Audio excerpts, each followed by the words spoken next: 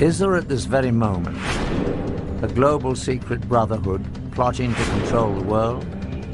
Or even worse, is the shocking plan already in motion? Have devastating weapons already been positioned around the world to cause catastrophic results? Can it be stopped?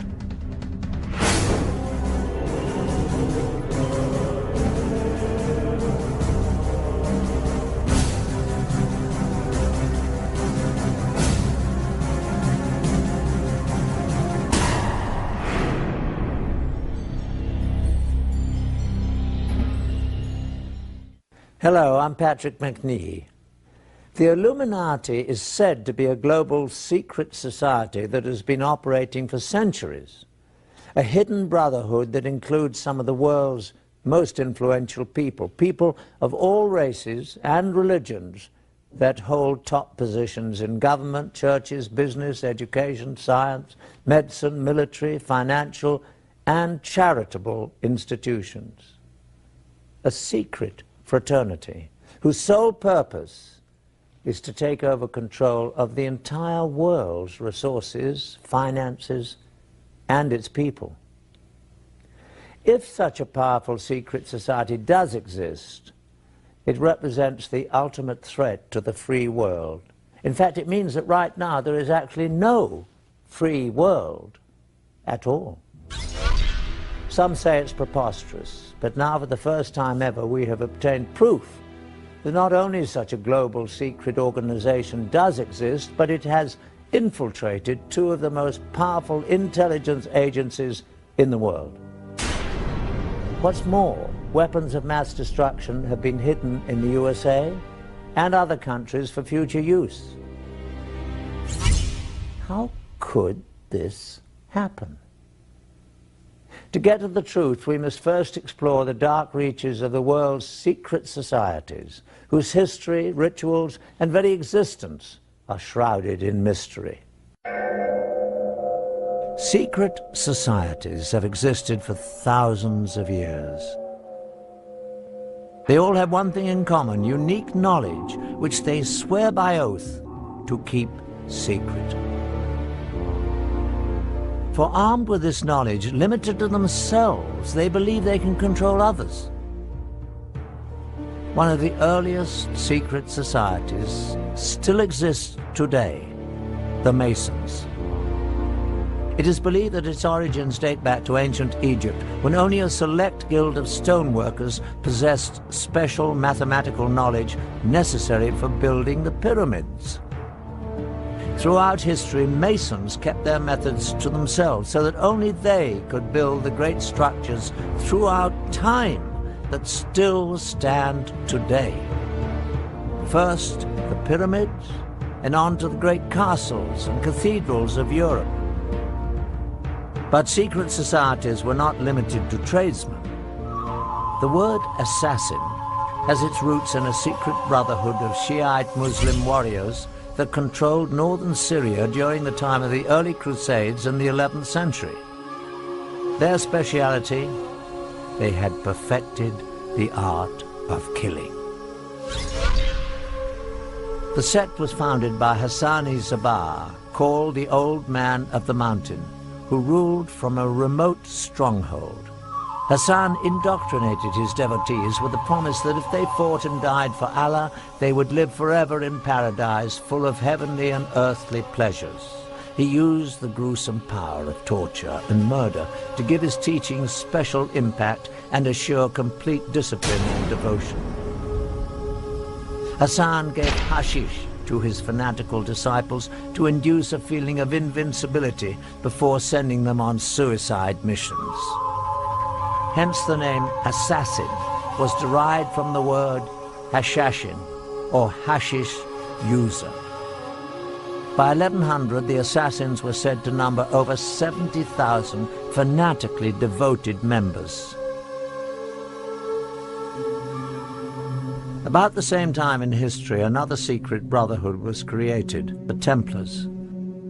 The Prieuré de Sion, Priory of Zion, was a chivalrous fraternity created in medieval France with the purpose of preserving the Merovingian bloodline and returning them to the throne of France. Their official headquarters was the Abbey of Notre-Dame du Mont de Sion in Jerusalem. In 1117, Baldwin I, King of Jerusalem, found himself greatly indebted to the priory for their services in helping him attain the throne. In return, the king negotiated the constitution of the Knights Templar as the military and administrative arm of the Priory of Zion. The Knights Templar had been created 10 years before for the purpose of safeguarding pilgrims on the road to the Holy Land. During their time in the Middle East, the Templars had contact with the Muslims, including the Assassins. In fact, after the Crusades, because of the enemies they had in common, the Assassins took refuge among the Templars, imprinting the Christian soldiers with much of their fanatical and deadly ideas. As the Templars developed, they became not at all an orthodox Christian organization. But their secret rituals and doctrine were much more mystical, heretic, and occult-oriented.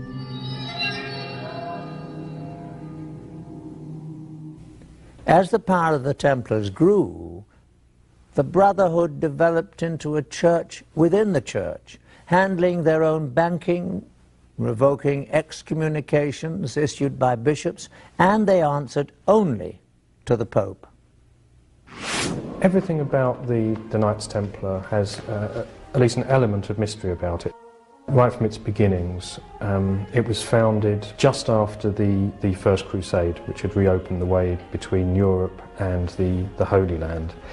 And in about 1118, 9 French knights, all of whom were connected with the court of the Count of Champagne, went over to the Holy Land with this mission, they said, to protect the roads and the pilgrimage routes, to make them safe for pilgrims who would now be able to visit the holy places.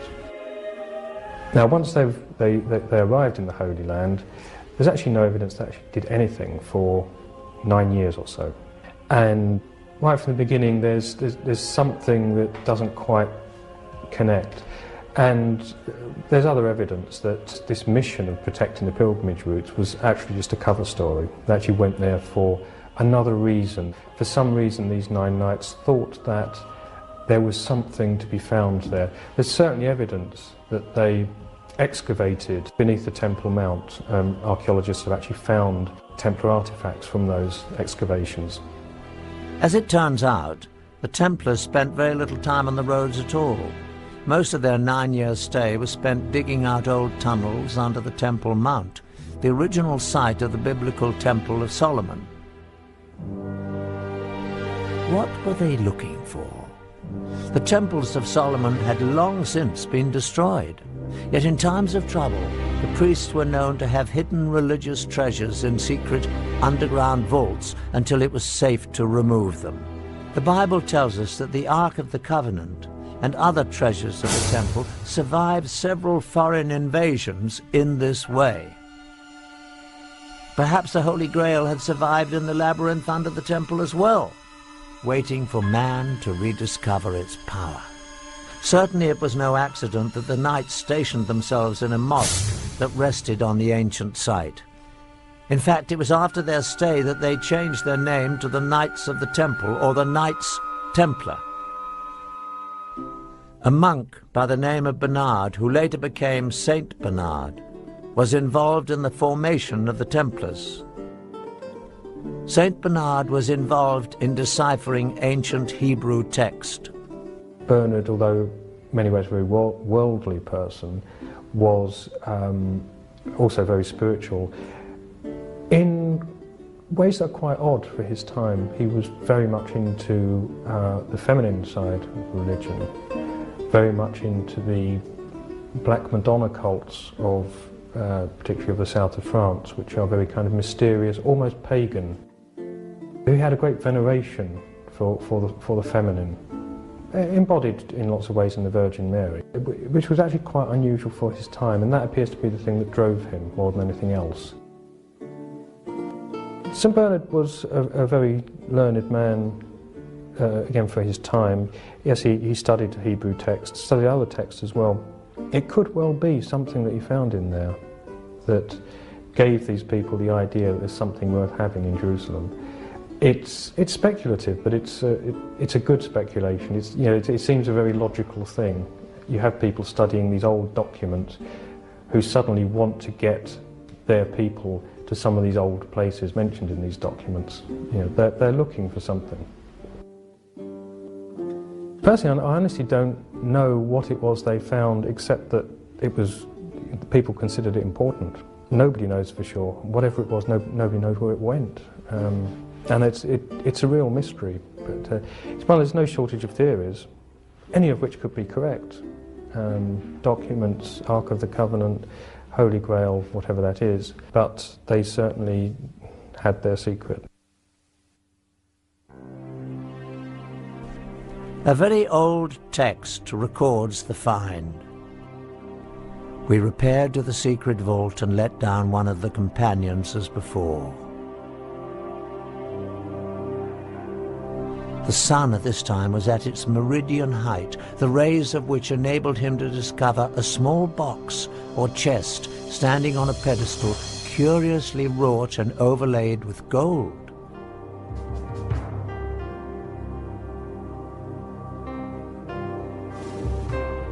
He gave the signal of ascending, and it was immediately drawn out. We have brought it up for the examination of the Grand Council.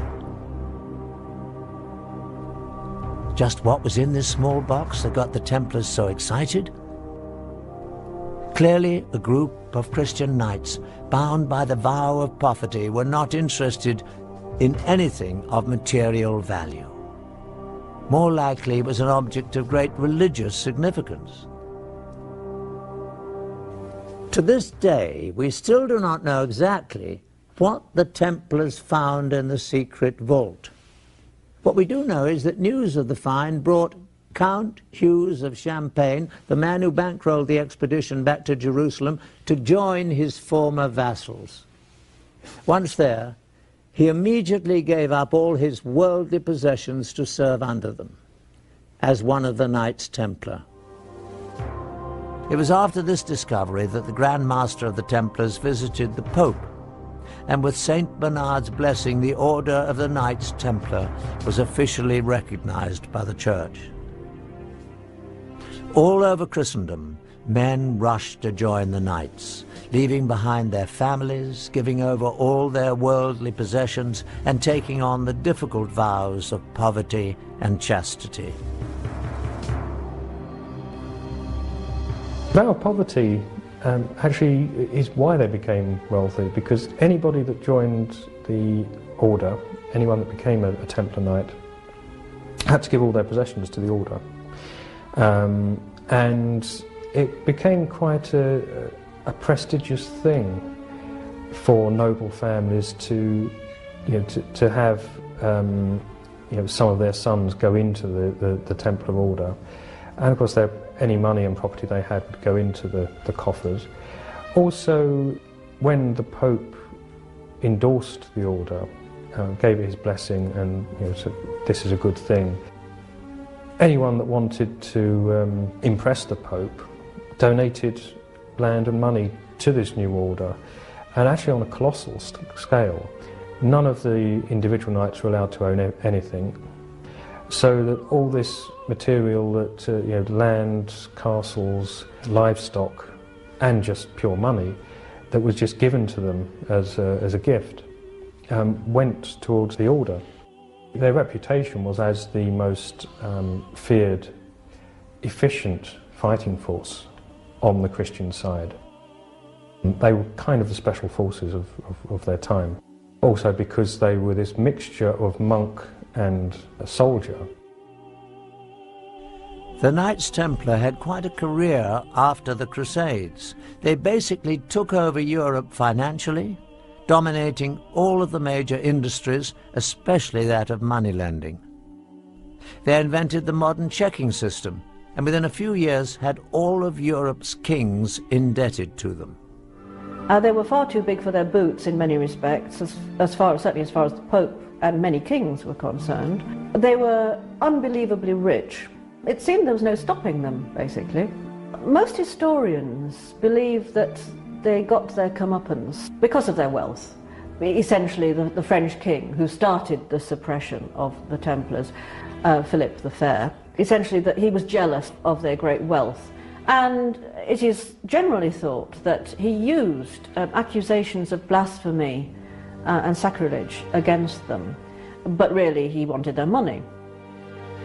The charges against the Templars were blasphemy and sacrilege, and that they failed to observe the usual reverence for the church, but that was well known. There were sexual elements in the charges, but then there always are, when you think about it, in charges against heretical groups. They were accused of sodomy, of homosexual acts. They were accused of spitting and trampling upon the cross, of worshipping not just a bearded severed head, but in some extraordinary cases they were accused of worshipping the severed head of a cat. The Catholic Church got the confessions that it needed to suppress the Templars. On Friday the 13th, 1307, the Pope officially disbanded the Order of Knights. Their Grand Master was burned at the stake. By the middle of the 1300s, the Knights of Templar seemed to have completely disappeared and their treasury confiscated. But could the richest and most powerful brotherhood on earth and all their wealth be rounded up and seized almost overnight? No. The highly trained and organized Templars only went quickly underground, taking most of their wealth with them. They evolved into an enormously powerful and well-financed secret society. Indeed, as history unfolded, the facts show that Templars never went anywhere except out of the public view. But with one added dimension: an extreme hatred for the Catholic Church.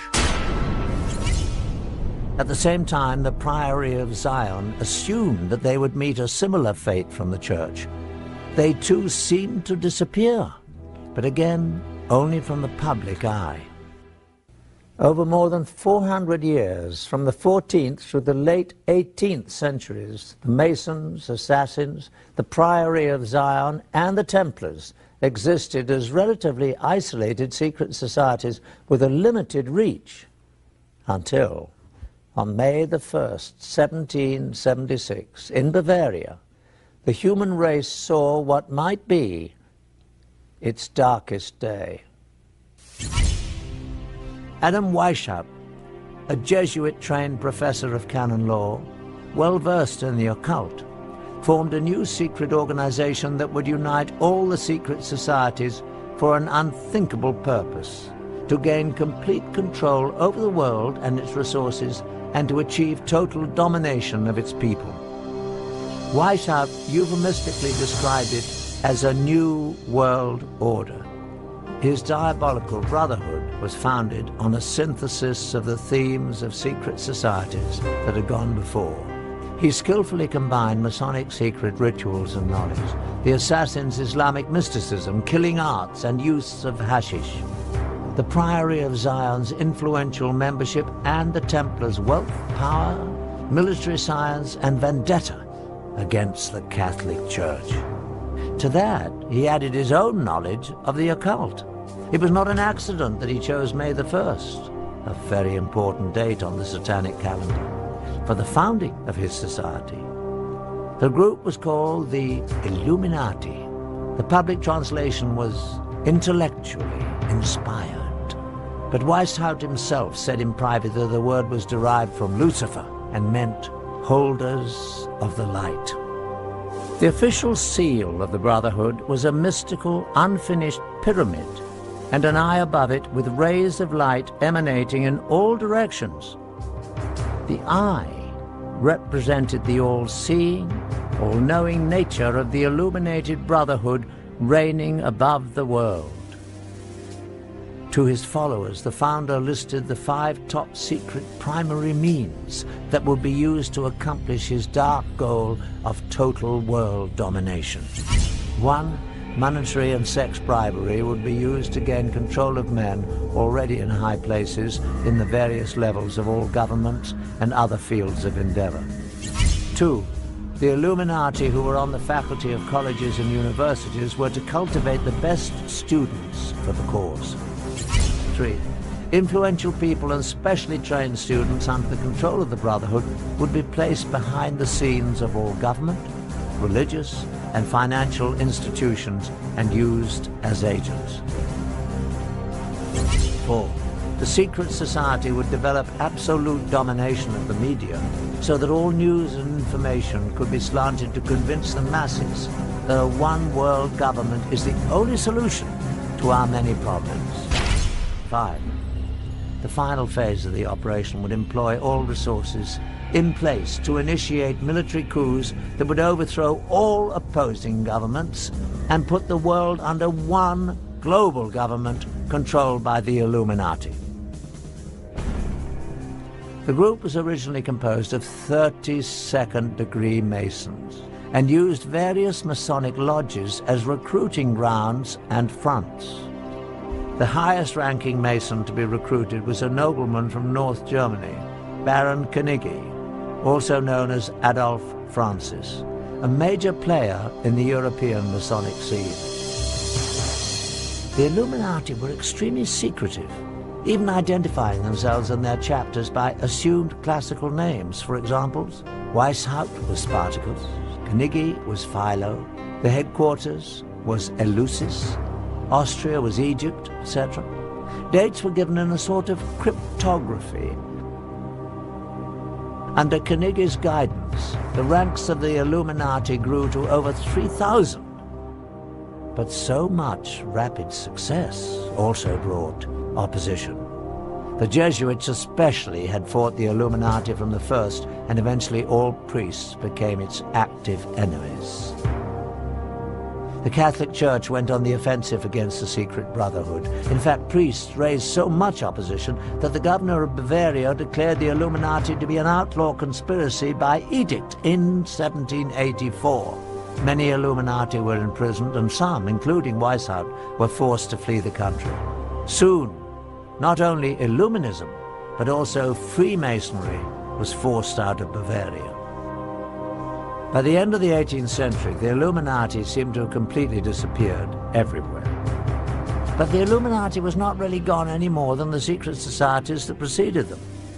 They just went underground and added one more item to their list of dark goals: infiltrate and bring down the Catholic religion.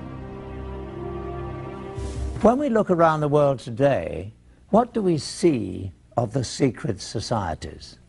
Masonic chapters exist in the open all around the globe as a mainstream organization. The Order of Knights Templar today exists as the top-ranking Masonic organization in the York Rite of Freemasonry. What goes on inside Masonic halls is still relatively secret. Probably known only to their upper echelon members are the dark rituals, goals, and the vendetta against the Catholic Church. The Masons and Templars have very effectively integrated themselves into the world's most respected societies. To a lesser degree, the assassins have appeared publicly periodically throughout history. In the early 1800s, they were visible in India as they came under the direction of the Aga Khan, who they believed possessed divine powers. In the latter 1800s, the Aga Khan brought them to Afghanistan, where they developed a lasting relationship with the British. Later, the Aga Khan's descendants further infiltrated Western culture. One prominent example was when Prince Ali Aga Khan, grandson of Aga Khan II, married American actress Rita Hayworth. Are the assassins, as a secret murderous order, now a thing of the past? The bloodshed occurring today at the hands of Islamic extremists would say the assassins are alive and well. The Priory of Zion also continues to this day. In fact, it has been reported that a number of illustrious figures in history have served as the Priory's Grand Masters, and there is corroborating evidence. In 1975, a discovery was made in a Parisian library. Parchments were found called Le Dossier Le Carré. These documents indeed reveal that some of the secret members were Leonardo da Vinci, Victor Hugo, and Sir Isaac Newton. The Priory has been credited by some with the creation of the European Union. Former President of France, François Mitterrand, was believed to be a member of the Priory, and many other powerful people. As for the Merovingian bloodline the Scions were pledged to protect, it continues on. Through incestuous intermarriage, most of the royal families of Europe can claim Merovingian descent. And it is said that from these royal families have come all 44 of the United States presidents. These connections around the world through the Priory of Zion provided the Illuminati with the means to influence politics and power around the globe. But what about the most secret society of them all? Adam Weishaupt's Illuminati, the brotherhood that vowed to bring all the other secret societies together to control the world. Is it still actively pursuing its diabolical plan of world domination? Indeed, shocking new facts that we have uncovered reveal that it is stronger than ever today. Studying a top-secret society is much like studying the current of a lake. The ripples on the surface give us clues to know what is going on in the darkness below. The Illuminati's grand plan required that it infiltrate the governments of all countries around the world. In our extensive investigation, we focused on just one target, the former Soviet Union, to see how it was manipulated by the Illuminati. An effective way to gain control of a government would be to penetrate its intelligence structures. Newly released information from the files of the KGB provides some unprecedented insight. Now that the Cold War is over, some highly classified information is being smuggled out of carefully guarded vaults in what used to be the Soviet Union. With the change to a market economy here, many items never before available to Russians are finding their way to the black market. They say that everything is for sale in the new Russia, including state secrets and the spies who kept them. After the collapse of the Soviet Union came the dissolving of the KGB. The new government formed its own new security and intelligence agencies, employing many of the old KGB personnel, but leaving many without jobs. Even those with employment were often not paid as promised. We found that many former KGB employees were eager to give first-hand accounts of their classified activities within the agency for the right price. However, when the subject of the Illuminati was introduced, no amount of money could induce anyone to talk about it. We took this as a definite sign that we were on the right track and getting dangerously close to uncovering the presence of the secret brotherhood within the KGB. The former KGB employees were willing to direct us to black market sources where we might obtain further information, but at our own peril. Though most leads proved to be ultimately unproductive, we found that with perseverance, money, and a bit of luck, it is possible to acquire classified Soviet documents.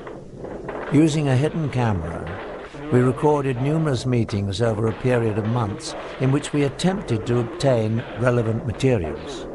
This transaction between one of our Moscow contacts and black market dealers proved to be one of the more successful ventures, though, as you'll see, not without a few tense moments.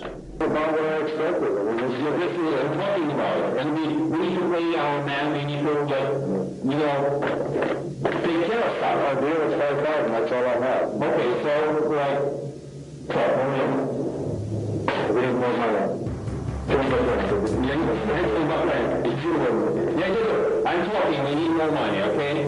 Like, we can get, okay, let's do that. Like, give us 5,000, that's okay, and the rest you can get, like, tomorrow, the next day, like, whatever. 5,000 over here, that's it, I can't do that. This is all I have. Okay, so we'll take, come on, let's talk. Hey, run them up! Finally safe from the black market dealers, within some of these documents we found corroboration for the most valuable piece of information related to us by the ex-KGB agents. Just as we had been told, indeed, the KGB carefully recorded their activities in documents, films and tapes. And these were kept in storage in a holding facility beneath the KGB headquarters under the highest security. These were probably the most sensitive records possessed by the agency, for they would illuminate in graphic detail the most intimate activities of the KGB and possibly the connection to the Illuminati. The documents we purchased from the black market dealers represented a major breakthrough. They not only confirmed that more revealing KGB materials existed, they also told us where they were kept. Again, we went to our black market sources, now armed with this new knowledge. We believe that with the demise of the KGB, most of the safeguards protecting its records would be gone. Someone out there must have the knowledge and access to be able to supply them to us for a price. Over the course of the next 5 months, we employed our sources to try to obtain specifically these top-secret records of the KGB. This transaction between one of our Moscow contacts, an interpreter and a local black market dealer, yielded astonishing results. The location of this meeting is a textile factory in the Zakorniki district of Moscow. This is the office of the Russian entrepreneur who owns the plant and uses it for both legitimate and illegal business. After introductions and some initial small talk, the dealer is asked whether the KGB materials are on the premises.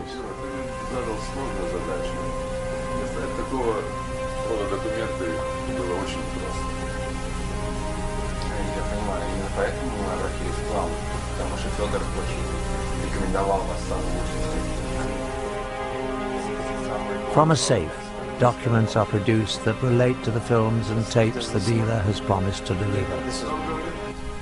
After an inspection of the documents and a cursory verification of their authenticity, the transaction is completed.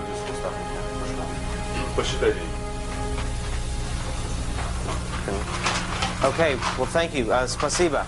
Пожалуйста. Nice to meet you. Дмитрий Сергеевич, спасибо за вашу работу. Money changes hands, and the tense group is led to another office where the films and tapes are said to be stored.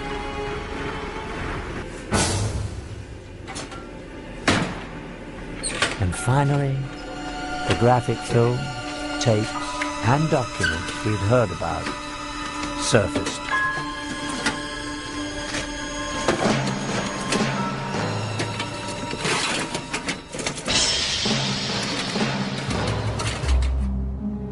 In a startling revelation within the classified documents we obtained, we find proof that the Illuminati infiltrated the Soviet Union and the KGB. These communiques between two high-level KGB agents actually refer to the original illuminated one, Adam Weishaupt, by name.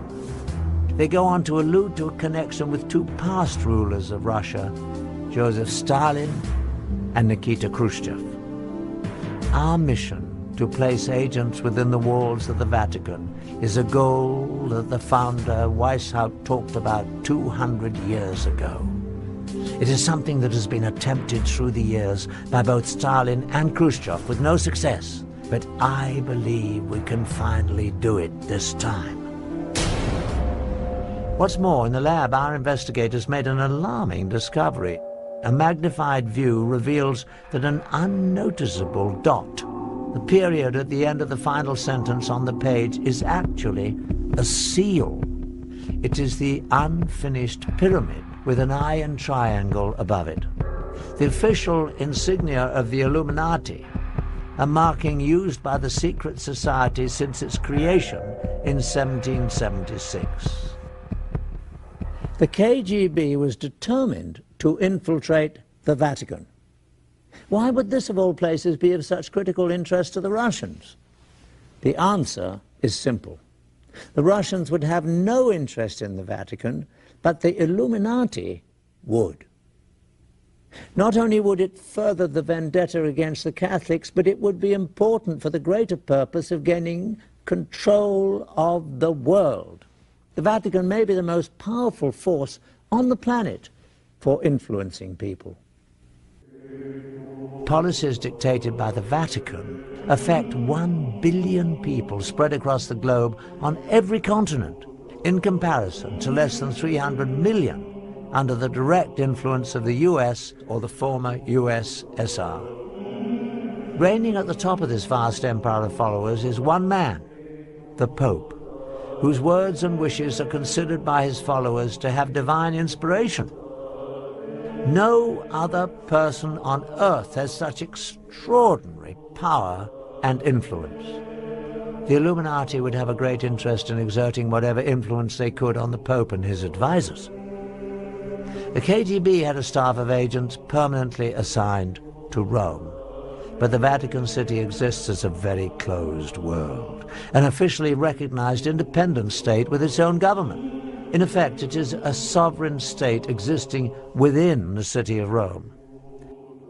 Surveillance of it from the outside is very incomplete. From more secret KGB documents we have obtained, we learn that in 1972, the Illuminati, using the people they had in the KGB, formulated a bold plan to position one of their people within the walls of the Vatican. Again, the period at the end of the final sentence on the document is actually the miniature pyramid and eye, the official insignia of the Illuminati. At last, the secret brotherhood could begin to control the Catholic Church from the inside. An agent was sent to the Vatican posing as a Ukrainian priest, driven from his country by the communists for anti-communist rhetoric. He was quickly accepted by the pro-American Vatican clergy. After only a few months, he achieved his primary objective, gaining the confidence of the office of Cardinal Vilo, the Secretary of State of Pope Paul VI. In this exclusive KGB film footage we obtained, on the right is the agent posing as a priest. On the left is the chief assistant to Cardinal Vilo. Devo tornare all'ufficio, devo fare cose lì e tutto il resto. Ok, spero che... Ecco che arriva. Buongiorno. The third man is actually another KGB agent, no doubt placed in the organization by the Illuminati. He is also seeking to gain access to the cardinal. Sì, questo va bene. Bene, molto bene. Bravo, fatti uscire. Abbiamo la sua sì. Bene. E prendiamo molta considerazione di questo. Sappiamo quanto importante è per noi questa collaborazione. When Vilo's assistant is sent on his customary monthly trip to Milan, the KGB installs a camera in his hotel room. In typical KGB fashion, the priest is about to be set up to be blackmailed to assure his continued cooperation. Over several days, a woman becomes friendly with him and gains his trust.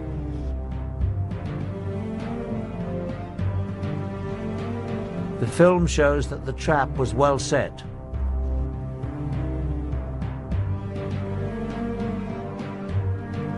One night, the woman comes to his room to take him to a dinner meeting.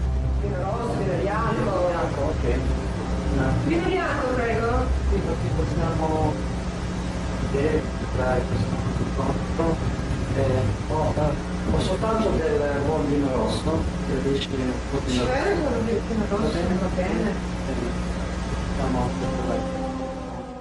While he is briefly away pouring drinks, she takes off her blouse.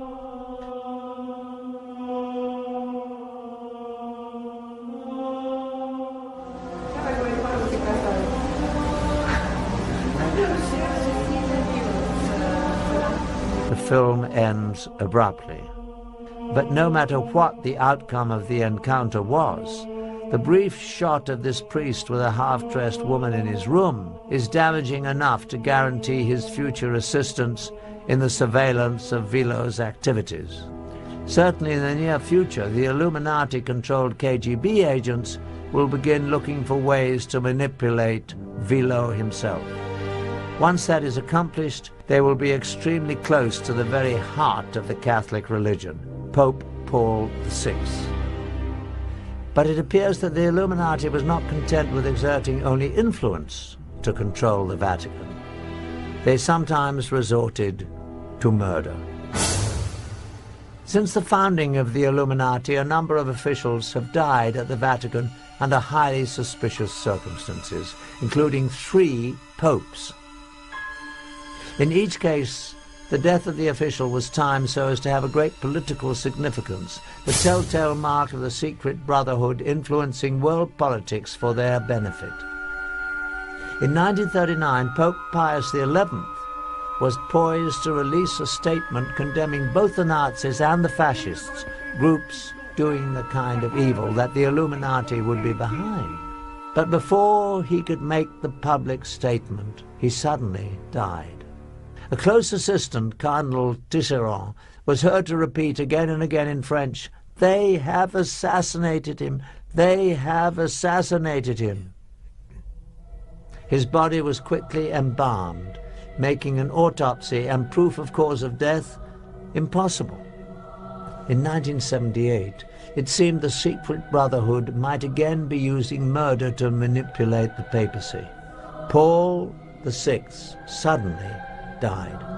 Admittedly, he was frail, but the sudden worsening of his condition seemed all too convenient to many observers. However, this time, the Illuminati architects got a result they probably were not expecting: a pope who would be at odds with them, John Paul I. Almost immediately after he took office, the new pope showed a great deal of independence. It seemed that John Paul had a special distaste for the corruption he had seen was rampant in the Vatican's finances. While he was the Cardinal of Venice, the Venetian Catholic Bank was sold in a secret deal to the Vatican Bank for a greatly undervalued amount. Profits reaped by a few were estimated at more than $70 million, but the losses to the Venetians were great. The clergy of Venice even lost their pension funds. Instrumental in the deal were bankers Roberto Calvi, his mentor, Sindona, and the director of the Vatican Bank, Bishop Marcinkus. After John Paul became Pope, these 3 were still in charge of investing much of the Church's money. In his new position, the pontiff had the power to investigate them and publicly bring out the facts. Altogether, he was poised to uncover illegal dealings that involved almost $1 billion. This would be a serious blow to the Illuminati, who were certainly behind the criminal financial dealings. The danger to the Pope became shockingly clear one day at a private meeting between John Paul and a Russian Orthodox Archbishop, Nicodim. As the meeting began, coffee was poured. Nicodim took the first sip and almost immediately collapsed to the floor and died.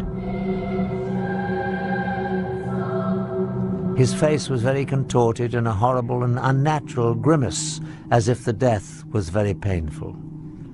The stunned Pope carefully put down his own cup before he sipped. Certainly it came to his mind that the coffee must have been laced with poison that was meant for him.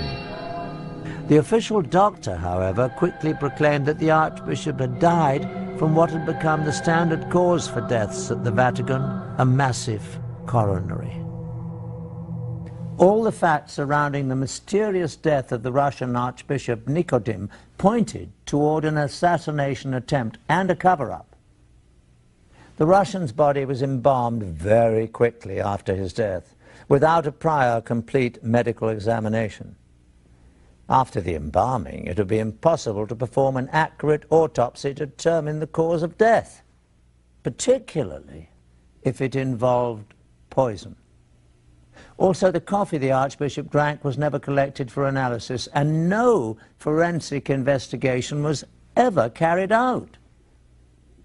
Although the proof was gone, to many it was clear that the Pope had narrowly escaped being murdered only 10 days after he was elected.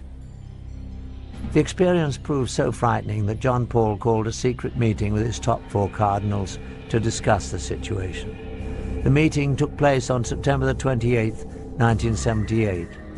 Only the 4 cardinals and the Pope were in the room. To this day, it is not known exactly what was said, but afterwards, the Pope was moved to take action. He ended the term of Cardinal Vilo as Secretary of State. This was the same Cardinal Vilo whose assistant had been blackmailed in the KGB films taken in 1972. Over the 6 years, this cardinal must have also been drawn into the Illuminati's web. Removing him meant that the Pope had uncovered at least part of the dark secret.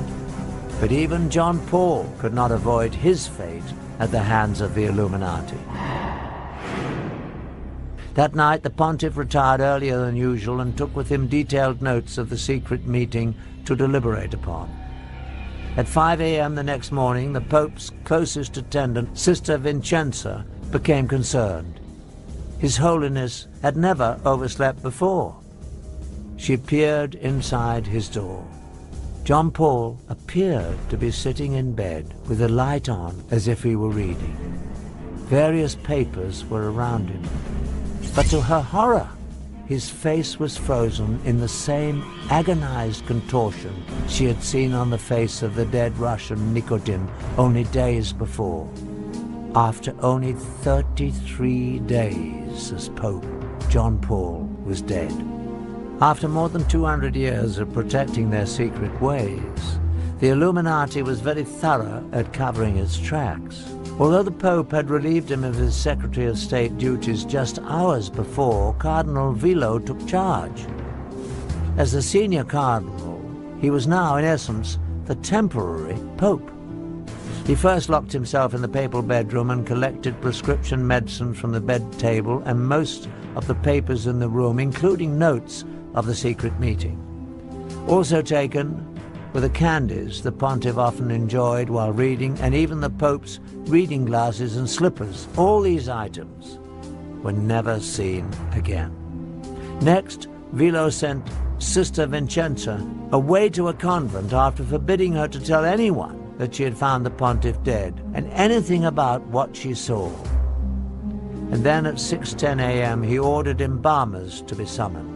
But the most shocking occurrence of all was that they arrived almost immediately. It was estimated that given the distance the embalmers had to travel, they must have been contacted at 4:45 a.m., 15 minutes before the time that the sister had discovered the Pope. At 7:30 a.m. a public announcement was issued. The cause of death was heart failure. Instead of Sister Vincenza, it was reported that the Pope's secretary, Monsignor Maggi, had found the body, and the time of discovery was changed to 5:30. By the time of the announcement, the embalmers had already done their work, just as in the all-too-similar death of the Russian Archbishop only 23 days before. Any possibility of a 100% accurate autopsy was eliminated. If foul play was involved in the death of John Paul I, the chance to prove it was conclusively gone forever.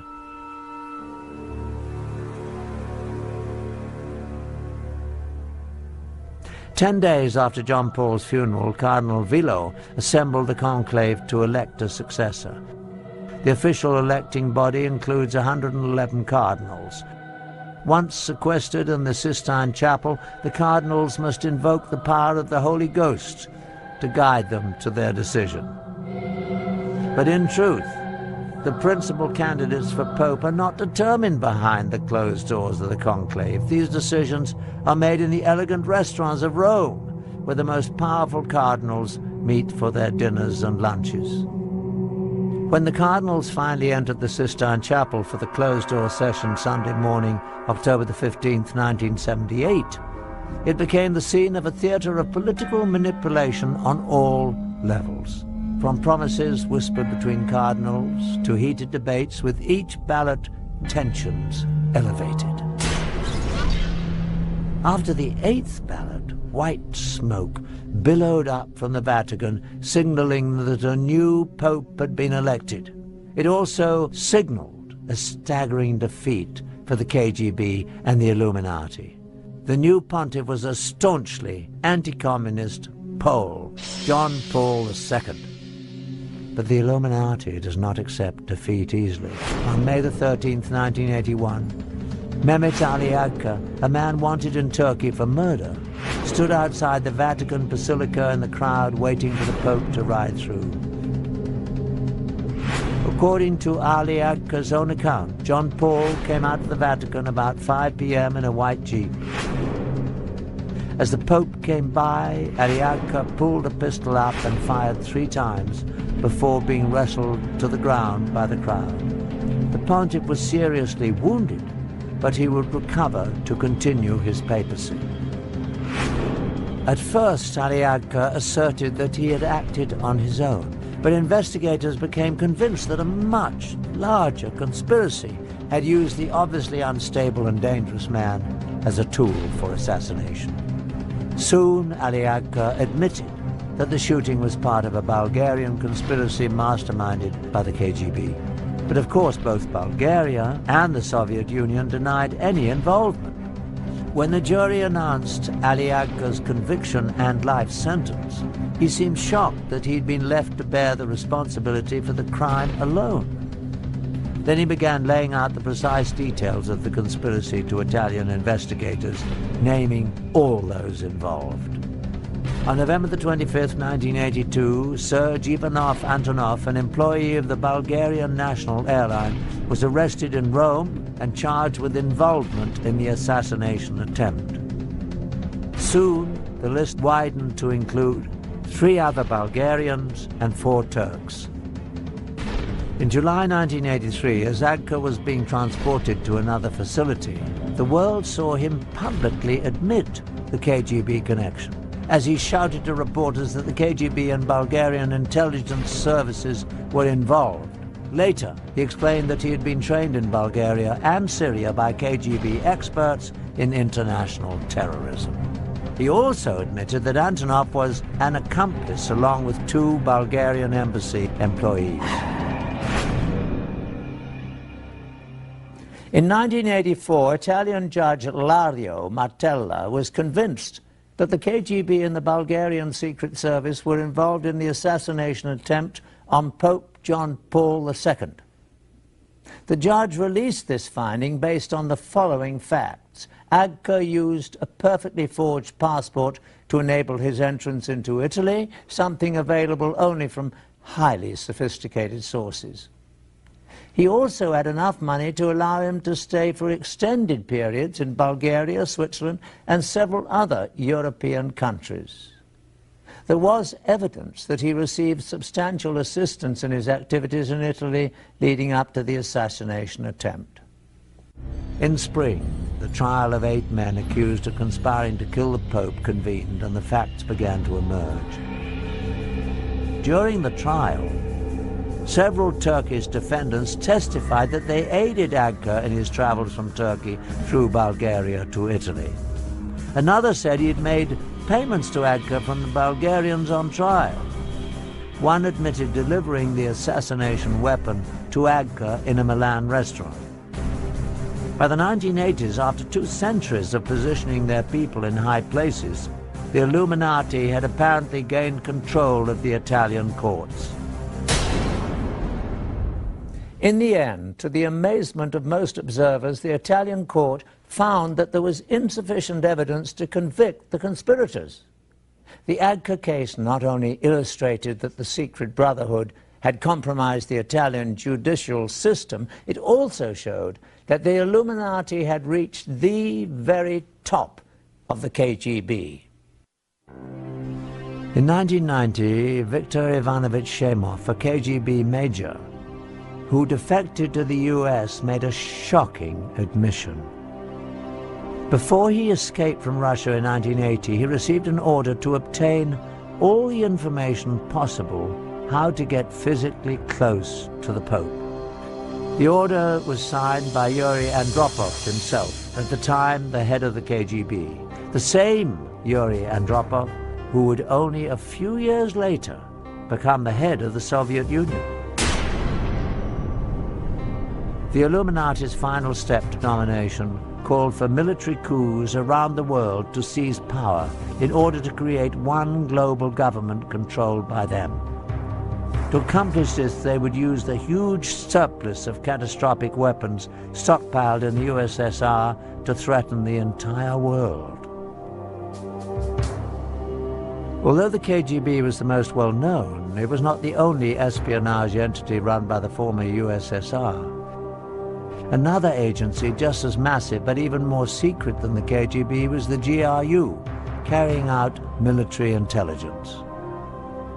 And the secret brotherhood went to great lengths to infiltrate it. The proof that they were successful is revealed in these highly classified GRU agency documents that we purchased from a black market document dealer in Russia. In them, an agent is given his orders to work using the cover of a journalist in Washington, D.C. Once again, the Illuminati has left their telltale sign. The period under high magnification is the pyramid and all-seeing eye. While the KGB collected information on political figures and influenced politics around the globe, the GRU gathered intelligence essential for achieving military objectives. Some of the activities of the GRU were aimed at achieving objectives in various ongoing conflicts such as Afghanistan. But the major mission of the GRU was to prepare for future wars with other countries, especially the USA. It was this agency that was ready-made to be used to place the deadly weapons for the final phase of Illuminati's dark plan. The GRU operatives were perfectly trained for the operation. In time of Cold War beginning, in the mid, in the end, actually all time of our military service, we were used in military preparation of the former Soviet Union for the future war against America. Beside their military education, GRU operatives underwent 3 years of exhaustive training. They learned to use all the tools and techniques of the spy, and they became experts in explosives. Once fully trained, the GRU agents were moved to assignments in foreign countries. Some were given diplomatic covers and went to work in embassies. Others assumed positions as journalists, as is the case in the secret documents we obtained with the insignia of the Illuminati. One was Stanislav Lunev, a former GRU colonel, who in 1992, after 20 years with the agency, would become Russia's highest-ranking military officer to defect. In his book and in an exclusive interview with us, Lunev gives a first-hand look into the GRU. Although his face was never shown, he would not even mention the Illuminati, although he never denied their existence or involvement in the GRU. He does, however, reveal some shocking facts. In the United States, I worked in Washington, D.C. operational area, under the same cover as a TASS news agency correspondent. It's a very good cover because, you know, between journalists and spies, real spies, there are a lot of common, because all of them are looking for news and for real information. Once in position in the field, the GRU agents had various tasks. One was to help coordinate terrorist campaigns to destabilize unfriendly governments. GRU officials have now revealed that during the Vietnam War, the agency invested over $1 billion promoting the anti-war campaign in the US. This expertise at manipulating governments was a skill that fit exactly with the Illuminati's future plans for overthrowing governments. Another major part of the GRU's agents' work was laying the groundwork for Russian special forces, the Spetsnaz.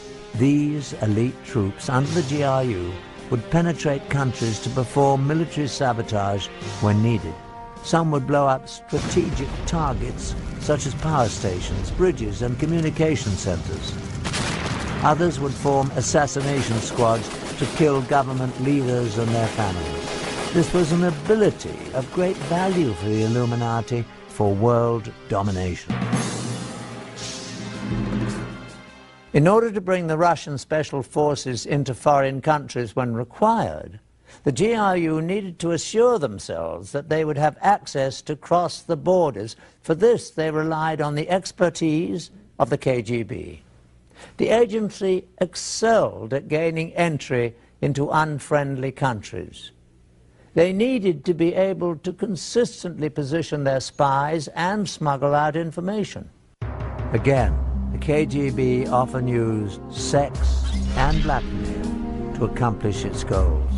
In this hidden camera film, the man on the right is a KGB agent acting as a raven, a male whose job is to seduce someone to commit espionage. This raven is in the process of setting up a Mexican border guard.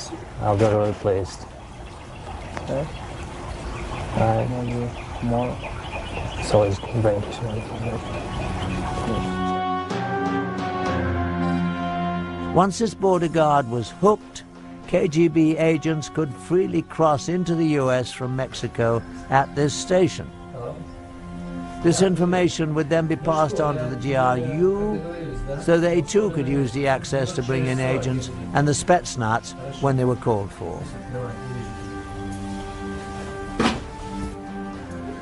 So, will you call me? I call you. You will? Anyway, I'll contact you, you know what I mean? I'll call you. I'll find you, then I'll call you. Are you okay? Yeah, I'm okay. Okay. To execute the plan for global chaos and military coups, the secret brotherhood used the GRU to position sleeper agents and devastating weapons around the world. These weapons would stay hidden in strategic places until the day they would be needed. At that time of the Illuminati's choosing, the agents would come out of hiding and the weapons used. These special operation forces commanders are very highly trained military professionals, and they will come here when real tension would be in place. And they need to have very special weapon system to destroy very highly protected targets. So they will have nuclear weapons, chemical, biological, other weapon system. The most frightening weapons to be smuggled in were the small nuclear devices that have become known as the nuclear suitcase bombs. These weapons could be moved easily by one person, but had awesome destructive capabilities. Once they were in the US and other enemy countries, the weapons were hidden in safe places and could be retrieved in time of war. It is estimated that a frightening number of these nuclear devices were positioned in the US and other countries. In all probability, these nuclear devices remain hidden in their secret locations, all ready for use today. Thanks to the newly opened files of the KGB, we've had a shocking look at how the Illuminati has over the years manipulated the world's institutions like the Vatican. And we have seen that devastating weapons have been positioned around the world. We have focused on only Russia's connection to the Illuminati. Since Adam Weishaupt founded the secret organization in 1776, its tentacles have extended into many other nations around the globe. Even the United States shows telltale signs. The most obvious is on the back of the US $1 bill. Prominently displayed are the pyramid and the eye, the Illuminati's insignia put there in 1933 by order of President Franklin D. Roosevelt. Underneath are the Latin words Novus Ordo Seclorum, which translates as New World Order.